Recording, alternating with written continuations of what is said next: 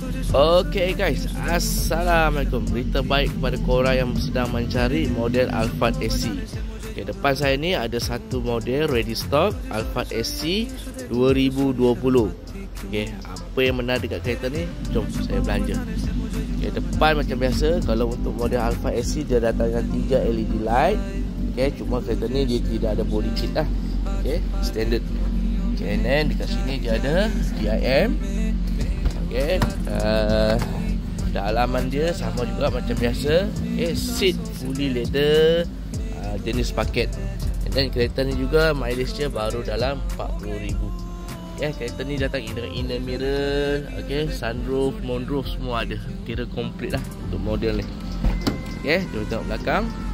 Okay, seat dia macam ni lah. Okay, jenis paket, fully leather. And then dia ada electrical seat sini. Okay, jom kita tengok belakang. Okay, tengok belakang ni lah. Okay, ni ada rupa belakang dia lah. Okay, untuk model Alphard SC.